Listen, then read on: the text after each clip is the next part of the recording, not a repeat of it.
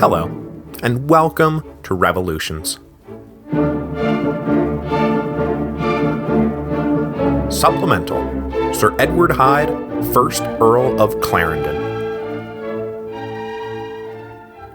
As we come to the end of our history of the English Revolution, I think it's high time we looked back at the first great history of the period, the history of the rebellion and civil wars in England, written by Edward Hyde, 1st Earl of Clarendon.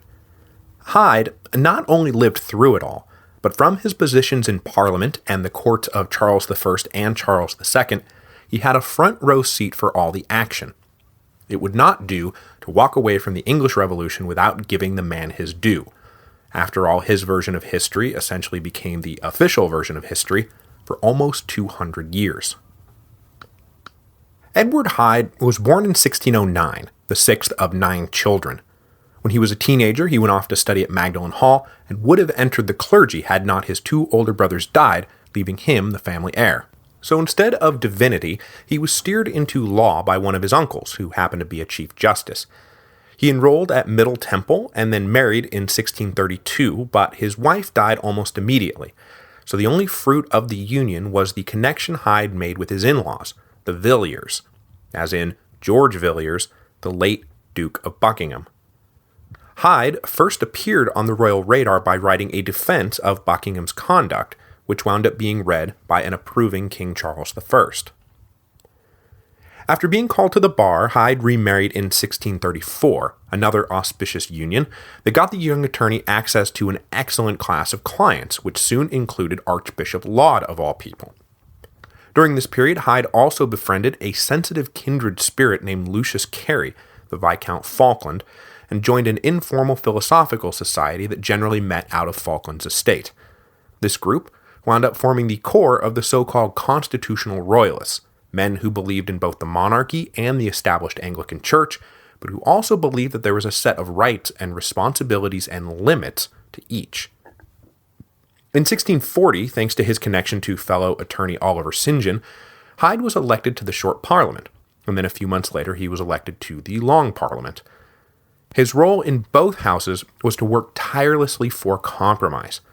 He absolutely believed that Charles's conduct during personal rule was illegal, but all he wanted was for the king to get back into his box. Hyde supported the impeachment of Strafford, but after that unpleasant bit of political theater, he pulled back from the more extreme measures being brought up for discussion. He did not support the abolition of the bishops, and he did not support the Grand Remonstrance, both of which he thought went way too far. It was, in fact, a thorough takedown of the Grand Remonstrance that got Hyde noticed again by the king. Charles was so impressed by Hyde's reasoning that he co-opted the essay, signed his name at the bottom, and issued it as the official royal response. This brought Hyde permanently into the inner circle of Charles's court, and for the next few years he served as the king's primary ghostwriter, drafting most of the king's declarations during this critical period. But though he supported Charles, Hyde abhorred the business about the 5 members and sought always to temper the king's more extreme interpretations of just what divine right really meant. When the king left London, Hyde soon followed him to York. He was knighted, put on the Privy Council, and then made Chancellor of the Exchequer.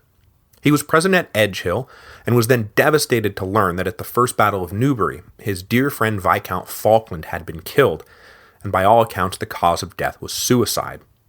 Falkland was one of those who had believed that Edgehill was going to decide the war, and after it didn't, he grew despondent over the continued fighting that killed so many while helping so few. He rode out at full gallop through a line of parliamentary musketeers and was mowed down.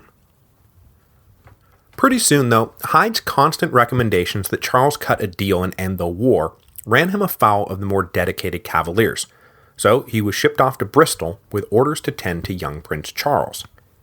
Hyde remained with the prince through the end of the First Civil War, following him to Cornwall after news of the disaster at Naseby, and then on to the Scilly Isles when it no longer became safe to remain in the country. Eventually, the prince's entourage settled in Jersey, where Hyde recommended that they all stay, but young Charles elected to heed his mother's call and sail for France. Hyde, meanwhile, stayed in Jersey for the next 2 years, and it was there that he wrote up the first volumes of what would one day become his masterful history. Through correspondence with friends back home, his own clear memories, and personal papers, he was able to reconstruct a fairly good picture of what had gone wrong and why.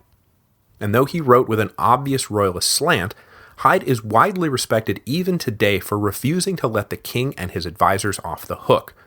Their mistakes and misjudgments are not overlooked.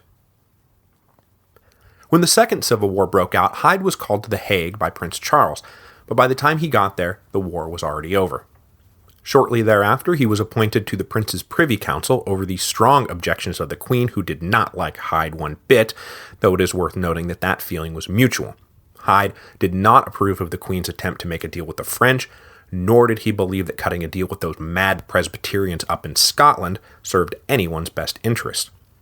After Charles I was executed, Hyde went off to serve as ambassador to Spain, while Prince Charles, let's now call him Charles II, sailed off to start the Third Civil War.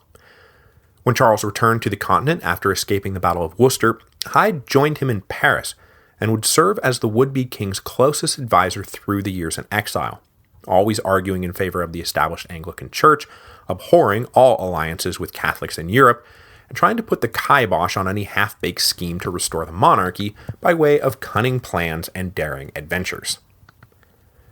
After Oliver Cromwell's death let some sunlight shine on the flagging royalist spirits, Hyde was made Lord Chancellor, and he took the point on trying to get the old moderate parliamentarians to sign up for a great push to restore the monarchy. As the Commonwealth crumbled, Hyde was instrumental in the decision to draw up and publish the Declaration of Breda, which paved the way for Charles to ascend to the throne on his own terms and with minimal loss of prestige, all the while making it look like he was being generous and magnanimous.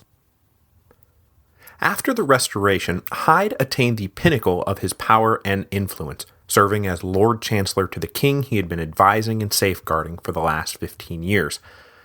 Hyde was then brought even closer to the royal family when his daughter had a fling with Prince James, the future James II, and wound up pregnant. The royal family decided to accept the legitimacy of the match, and Hyde's daughter was married to James, becoming the Duchess of York, while Hyde himself was created Earl of Clarendon to give him a title befitting a royal in-law. And while we're on the subject, it's worth noting that while James himself was eventually run out on the rails, he was succeeded first by his daughter Mary and then his daughter Anne, making Hyde the grandfather of 2 future British queens. His end, however, is a sad one. He was never much liked by the more flagrant cavaliers, like the Duke of Buckingham's son, for example, who ran around Restoration England like it was their own personal frat house. After England lost the Second Anglo-Dutch War in 1667, the fiasco was pinned on Hyde, though he had steadfastly opposed entering the war in the first place. Having lost royal favor and now facing impeachment, Hyde chose exile in France over giving his enemies the satisfaction of prosecuting him. It was during this exile, an exile that would last for the rest of his life, that Hyde returned to the great history of the rebellion he had set aside 20 years before. He constantly begged old colleagues and friends to send him documents, letters, and any inside information they might have gleaned over the years. Eventually, the work sprawled to 1 million words, and that only covered the period between the ascension of Charles I and the Battle of Worcester. Edward Hyde, the first Earl of Clarendon, died in exile in 1674.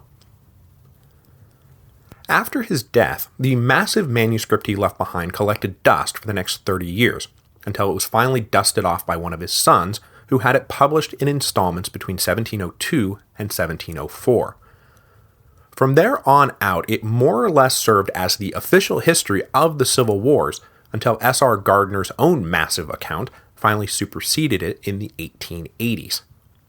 Reading it is not for the faint of heart, because, for example, Edward Hyde, the first Earl of Clarendon, was allergic to periods.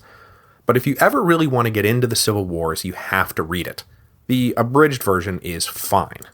You can pick up a nice version published by Oxford University Press, under their official imprint, the Clarendon Press, named after our man Edward Hyde, because according to lore, proceeds from the sale of his history helped build the university's new printing house in the 1720s. Edward Hyde, I think, is more representative of the men and women who lived through the Civil Wars and the Revolution than many of the people we wound up focusing on in the show. Naturally, it was the extremists on both sides who drove the narrative, this way and then that way and then right into the ground. But I would guess that the majority were guys like Hyde, men who were forced to choose sides, but who could see that, yeah, you've got a point about that, but look, I've got a point about this, and isn't there a way we can just work this out? Hyde may not have been able to steer the course of history in his preferred direction while he was alive, but the epic narrative he left behind certainly steered it after he was dead, even if you have to wade through sentences 3 pages long to get there.